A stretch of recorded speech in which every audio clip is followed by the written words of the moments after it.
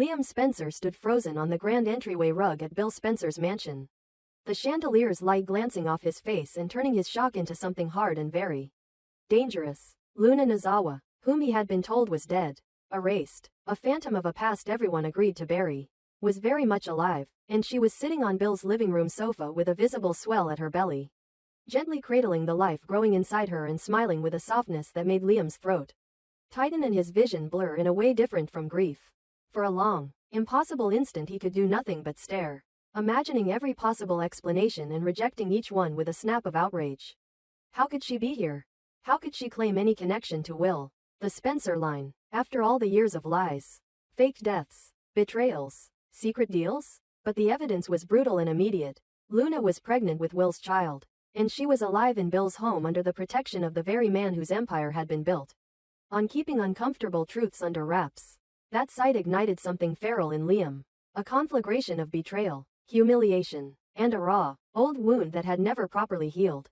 He had loved once. He had lost. He had been told the thing he wanted most. His daughter, his family, had been stolen and slain. To see a living woman of mystery claim the body of his rival's progeny was more than a shock. It was an affront. Liam's mind snapped from stunned to savage with a speed that left him terrified even as he moved. The world narrowed. The chatter at the party, the clinking of crystal, the warm voices, melted away. All that remained was Luna, the unborn child, and the single terrible thought: no one would take this from him again.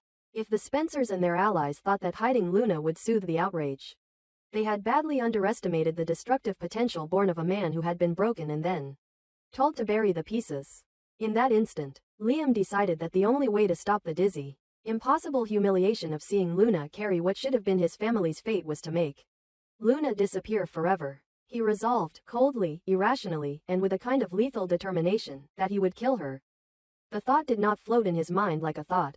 It settled as a warp in his chest, an imperative that he could not yet fully justify to himself but which answered every pain with a perverse finality. The decision was less a plan than a vow, to end Luna's life and, in doing so, erase the possibility that the Spencer name would be tethered to her child. It was a response born of terror that this pregnancy would rewrite loyalties, expose buried sins, and bind the Spencers to a Nozawa bloodline that would complicate everything Liam had worked to reclaim. He had survived tragedies by surviving, by clinging to control. Now control looked like something that required an impossible, a moral act to regain. Yet this was a soap opera world of tangled loyalties. And while Liam's fury was genuine and frightening, the scene at Bill's house also revealed fractures in the very structures that had given rise to his rage. Bill's household, never impartial to power plays, seemed strangely preoccupied. Whether Bill's protective holding of Luna was about guilt, leverage, or his own complicated need to steer the future of the Spencer legacy was unclear. But his hosting of the supposed dead woman made Liam feel like an intruder in his own life. Seeing Luna so calm in Bill's mansion felt like a provocation, and Liam's brain, hemorrhaging memories of loss and betrayal, turned every glance into evidence of conspiracy. He convinced himself that if Luna lived, the Spencers would be forced to make allowances to legitimize what should have been a private calamity, and in his mind that was tantamount to defeat. There was also, beneath the rage, the simplest and strangest of human truths: fear. Fear that more of his life would be snatched by people who had no right to decide his fate. Fear that the child would upend the fragile peace he had fought toward. Fear of powerlessness translated into a single dire intention. And so he began to sketch out a path in his head. Less a tactical manual than a fevered map of how to close this chapter on his terms. He pictured moments: a confrontation in a darkened hallway, a sudden argument, a crash in a private study, a shove that might look like an accident. He imagined leaving no evidence, staging grief, making it look like a tragic misstep, because the last thing Liam wanted was to be hauled into court and watched as the town he loved turned his most private sorrow into spectacle. But even as the violent fiction formed, reality intruded with the blunt, terrifying force of consequences, because killing Luna would not merely wipe a name from a family tree. It would destroy a child's future, shatter more lives, and create ripples that would break over everyone he loved. That thought, however, did not sober his stomach. It sharpened his resolve in a strange way. He told himself the child would be safer dead than being raised in the Spencers' gilded world. That the only salvation was removal. That the world had offered him no justice except for the irreversible. Rage hardened into resolve. He would do it tonight. He would be the instrument of a finality he believed would save him from further humiliation. He rehearsed the words he would say, the face he would make, the excuse that would explain his presence. Then the soap opera gears turned toward complication. Because in a town where loyalties change as often as the seasons, the moment he committed to violence, the universe offered him new variables. Luna, it turned out, had not come alone in spirit. She had allies, defenders, and a history no one had finished unspooling. Finn, whose moral backbone had stood firm through many storms, had reasons for secrecy, for treating Luna as more than a mere pawn. Bill had motives both public and private. And Will Jr., whose relationship to the unborn child altered the equilibrium of every major family, was a wild card whose loyalties were not as predictable as Liam had assumed. As Liam paced, as his knuckles widened and his breathing tightened, he started to notice micro gestures that irritated him. Bill's protective posture, the way Luna's hand rested on her belly as if inviting the world to recognize the life there. The gentle, maternal calm that made her impossible to hate wholly. Those small details undermined the simple moral clarity Liam felt at first. But his momentum toward violence was not dissipated by empathy. Instead, it acquired a new cruel logic. If he could not convince himself to let the child live in a Spencer-controlled future, then there could be only death as an answer. This is where the saga darkens. Because a man's decision to kill is the beginning of a new story. And in daytime drama, that story must be witnessed, resisted, and reversed to maintain the fragile moral architecture viewers expect. Before Liam could act, the show's engine inserted conflict. Someone saw him. A guest's casual glance sharpened into recognition, voices hushed, and the moment stretched thin. Luna looked up and met Liam's gaze. She had no idea, maybe, that the man standing there had been part of a life that had once held hers. That he had grieved a loss she wasn't responsible for. That his mind could become a battlefield. But the look between them sent something inevitable rushing forward, confrontation. Words were exchanged, barbed and desperate, and as Liam stepped closer to the edge of what he was willing to do, another force intervened, conscience, or the moral training he had received over years of trying to be better than his darker impulses. Somewhere deep in him a father's image flickered. Liam imagining a child never born to him but intimately connected to everything he cherished. And the idea of violence toward a pregnant woman, toward an unborn life, collided with that image and made him reel. The script of the soap demanded a crisis, then a turning point. Liam's intent, however monstrous, could not simply play as an act without consequence. The show would force him either into a tragic fall or toward a redemptive moment that would cost him even more than the act itself. In the end, his prepared violence would prompt swift reaction. Bill, protective and ruthless in his own way, would step into the breach. Or Finn, ever the healer, would be drawn into a confrontation that exposed the entire network of lies, making murder not only immoral but impossible without implicating a dozen other sins. Or perhaps Luna, sensing danger, would flee with help, vanishing again into the shadows that had once hidden her, leaving Liam beside a ruined hearth wondering what he almost became. Whatever the immediate outcome, the narrative consequence would be unavoidable. Liam's decision to kill Luna would shatter his own soul even before any legal or social penalties were imposed. It would force reckonings inside the Spencer family, break fragile alliances, and make clear that in the world of the bold and the beautiful, hatred and violence never sit cleanly. They stain everything they touch. In the days to come, Liam would confront the aftermath of his dark resolve, self-loathing that no reunion could banish, the knowledge that his own hands had contemplated an act that would make him indistinguishable from the villains he believed he fought, and the slow, painful task of repairing, or failing to repair, the trust of anyone who still believed in him. The story would not merely spin on the single axis of attack. It would expand to address motive, accountability, and the enduring truth that desperation can lead the most decent people to the darkest thoughts. And for Luna, who had survived being declared dead once already, the new danger would clarify everything she had not yet known. Who would stand for her? Who would use her? And whether the child she carried could ever be free of the weight of other people's sins. The scene at Bill's mansion ended not with a body on the floor but with Liam's breath caught, his hands empty, and an entire community hurtling toward consequences none of them were ready to face. The worst decision had been made in his mind, but the worst possible fate, the taking of a life, had not yet occurred, leaving open the inevitable next chapters. Exposure, intervention, moral trial, and the long work of finding whether a man who once decided to kill can ever be redeemed in the eyes of those he swore to protect. The bold and the beautiful, Bill's ultimatum to Liam, Hope's shocking discovery, and the family war that erupts over Luna's baby this week on The Bold and the Beautiful. The story that began as a secret pregnancy and a long-lost return erupts into a full-blown Spencer Forrester-Logan War. With everyone's loyalties tested and every secret poised to come out, Bill Spencer, once the master of silent manipulation, steps into the center of the storm. Liam, his son, teeters between rage and ruin.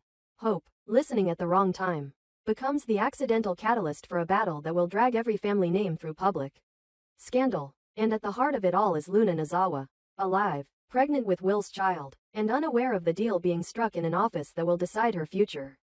It begins behind a closed door in Bill's office, the inner sanctum where decades of power plays and backroom deals have been sealed with whiskey and a handshake. Liam stands across from his father, his jaw clenched, his eyes darting between the man who raised him and the man who now stands in his way.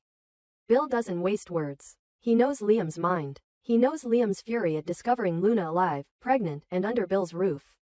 He knows what Liam is planning. The dark, irreversible step Liam has convinced himself is the only way to protect his family's legacy. And Bill cuts it off with a single, cold proposal. Let her live, let the baby live, and I'll make your past disappear. The words hang in the air, thick and heavy.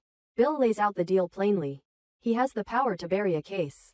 A vieux coup, Liam thought long dead but which still lingers in sealed files and whispered threats. A case that, if revived, could send Liam to prison and destroy what remains of his reputation. Bill won't spell out all the details, but the implication is clear. Someone has been waiting for the right moment to use this against Liam. Bill is the only one keeping it contained. And now he's naming his price. Liam's rage flickers into panic. The thought of prison, of public disgrace, of losing his daughter Beth, of losing everything, mixes with the image of Luna's swollen belly. He thinks about the life inside her. He thinks about what it would mean to cross a line he can never uncross. Bill watches him closely, the old predator's eyes calculating every micro-expression. Liam tries to call his bluff, but Bill isn't bluffing. He even produces a manila folder with enough documentation to make Liam's stomach turn. This isn't theory. This is leverage. Walk away from Luna, Bill says again, quieter now but deadlier. You don't touch her. You don't threaten her. You don't touch the baby. You let this play out. Or you're finished. The silence stretches. Liam's heart pounds. He has dreamed of revenge since the moment he saw Luna alive in Bill's house. But the weight of his father's threat is crushing. Finally, in a voice hoarse with frustration, Liam mutters, "Fine. I'll let her live. I'll leave her alone." He doesn't mean it in his heart, but he says the words. Bill nods once, a shark satisfied, and slides the folder back into his desk. A deal is struck. But soap opera deals never stay secret. Outside the door, Hope Logan, who had come to confront Liam about his strange behavior, has been standing in the hallway, frozen as she hears every word. At first, she doesn't understand.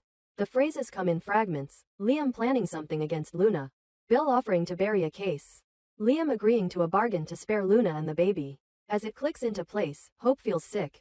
She thought Liam's darkness had ended years ago. She thought the man she loved was still in there somewhere. But now she sees what he was about to do, and how close he came to becoming someone she wouldn't recognize at all. Hope backs away, her heart racing, knowing she can't confront Liam directly. He would deny, deflect, or worse. She thinks about Beth, about the kind of man Liam is supposed to be for their daughter.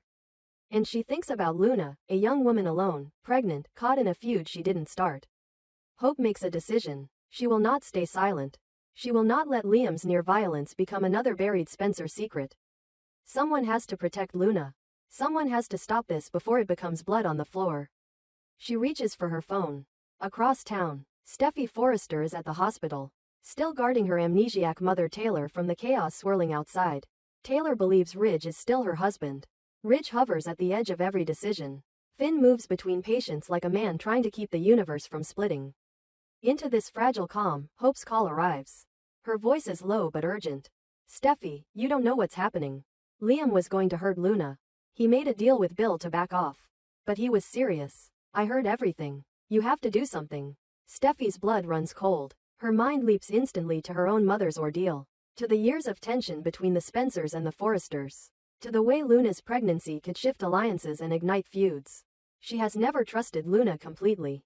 But she knows an innocent unborn child should not be a target. And she knows Liam, angry, impulsive Liam, can be unpredictable under stress. By calling Steffi, Hope has crossed a line. She hasn't just warned someone. She's exposed Liam's darkest moment to his rival's camp. In doing so, she triggers the very thing she hoped to prevent, a public, family-wide war. Within hours, the walls of secrecy collapse. Steffi tells Ridge. Ridge confronts Bill. Bill, furious that his private deal has been exposed, lashes out at Liam for not controlling his own wife.